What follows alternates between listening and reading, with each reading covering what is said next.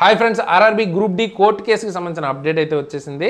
So కంప్లీట్గా హీరింగ్లో ఏం జరిగింది ఏంటి అని కంప్లీట్గా అయితే మాట్లాడుకుందాం. సో వీడియోని అయితే లైక్ చేసి మీ ఫ్రెండ్స్కి తప్పకుండా షేర్ చేయడం మర్చిపోద్దు. దీని మీద ఒక ఐడియా అన్నది ఖచ్చితంగా రావాల్సి ఉంటుంది ప్రిపేర్ అయ్యే వాళ్ళకి. అండ్ చాలా చాలా ఇంపార్టెంట్ వీడియో కూడా. ఓకే, ఇప్పుడు మనం అయితే హైకోర్ట్ ఆఫ్ ఢిల్లీకి సంబంధించిన వెబ్సైట్లో అయితే ఉన్నాం. ఇంకా అఫీషియల్ ఆర్డర్ అయితే ఇంకా పెట్టలేదు. మేబీ మనకి రేపటిలోపు నోటీస్ అయితే పెట్టేస్తారు. సో బేసిక్గా ఏం జరిగింది అన్నది చెప్పాలి అంటే ఫస్ట్ నుంచి మనం కొంచెం చెప్తేనే ఒక క్లారిటీ అయితే వస్తుంది. సో ఐటీఐ వాళ్ళు ఏదైతే 10th బేస్ వాళ్ళని కూడా గ్రూప్ డికి అలౌ చేయటం మీద బేసిక్గా కోర్టుకి అయితే వెళ్ళడం జరిగింది. ఓకేనా. సో ఫస్ట్ అయితే క్యాట్కి అయితే వెళ్ళారు. సో క్యాట్లో స్టే అయితే ఇవ్వలేదన్నమాట. ఓకేనా. సో స్టే ఇవ్వకపోతే హైకోర్ట్ ఆఫ్ ఢిల్లీకి అయితే వెళ్ళారు. సో హైకోర్ట్ ఆఫ్ ఢిల్లీకి వెళ్ళిన తర్వాత మనకి ఇలాగా నెంబర్ ఆఫ్ పోస్ట్ పోన్స్ అన్ని అయిన తర్వాత ఈ రోజు మనకి హీరింగ్ అయితే అయ్యింది. సో హీరింగ్లో ఏం చెప్పారంటే ఇది మళ్ళీ క్యాట్కి అయితే ట్రాన్స్ఫర్ చేశారనమాట. ఓకే, బట్ స్టే అయితే ఉంది. ఓకే, క్యాట్ అయితే స్టే ఇవ్వలేదు కానీ హైకోర్టు అయితే స్టే ఇచ్చింది.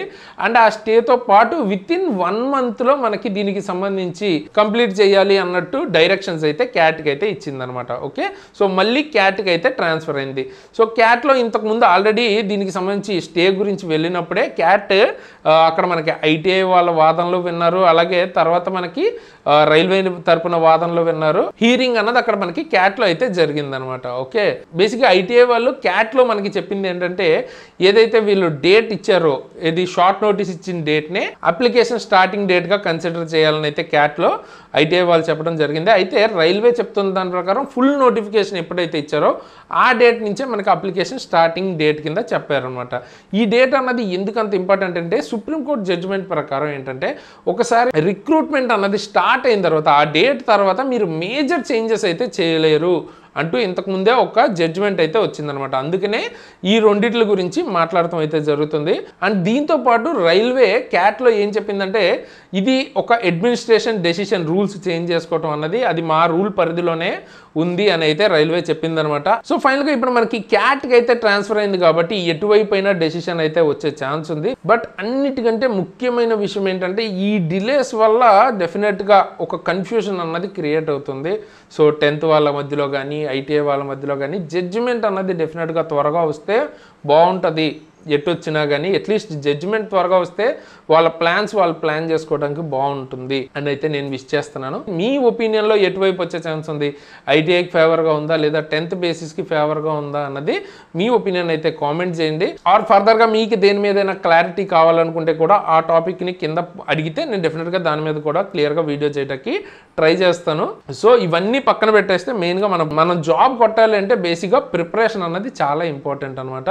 సో ఇవన్నీ జరుగుతూనే ఉంటాయి, మీరు ప్రిపరేషన్ మాత్రం ఆపొద్దు. ఓకే, సో దానికి సంబంధించి మీకు కరెంట్ అఫైర్స్ సంబంధించిన ఫుల్ పీడిఎఫ్స్ తర్వాత మీకు వీడియో అయితే ఫ్రీగా ఓకే మన యూట్యూబ్ ఛానల్లో అయితే దొరుకుతుంది. ఈ ప్లేలిస్ట్ బ్రాండ్ స్క్రీన్లో ఇస్తాను. సో ఇది ఓన్లీ గ్రూప్ డి అనే కాదు, గ్రూప్ డి నుంచి ఎన్టీపీసీ కావచ్చు లేదా ఇంకా వేరే ఎగ్జామ్స్కైనా ఉపయోగపడుతుంది. సో ఆ వీడియోస్ చూడండి. వేరే మీరు అన్ని ఎగ్జామ్స్కి కరెంట్ అఫైర్స్కి ప్రిపేర్ అయ్యేటప్పుడు మీకు డెఫినెట్గా చాలా ఉపయోగపడుతుంది. Telugu medium and English medium రెండు కూడా మీకు అందులో దొరుకుతాయి. ఓకే, అండ్ మీరు ఒకవేళ సీరియస్గా ప్రిపేర్ అయ్యే వాళ్ళు అయితే మన దగ్గర క్లాసెస్ అయితే ఉంటాయన్నమాట. గ్రూప్ డికి సంబంధించిన కోర్స్ కానీ లేకపోతే ఇండివిజువల్గా ఫిజిక్స్ కెమిస్ట్రీ బయాలజీ ఎలా కూడా దొరుకుతాయి. బట్ నేనైతే ఫుల్ కోర్స్ తీసుకోమని రికమెండ్ చేస్తాను. చాలా చాలా తక్కువ ప్రైస్కి అయితే ఉంది. పర్టికులర్గా మీకు నేనైతే ఏఎల్పి అండ్ టెక్నీషియన్ క్లియర్ చేశాను, అలాగే ఎన్టీపీసీ క్లియర్ చేశాను. అండ్ మన వాళ్ళు ఇందులో క్లాసెస్ చెప్పిన మిగతా వాళ్ళు కూడా రైల్వే జాబ్స్ క్లియర్ చేసిన వాళ్ళే మోస్ట్ ఆఫ్ ద పీపుల్. ఆ లెవెల్ కంటెంట్ అయితే దొరుకుతుంది కాబట్టి ఖచ్చితంగా చెక్అవుట్ చేయడం మర్చిపోవద్దు.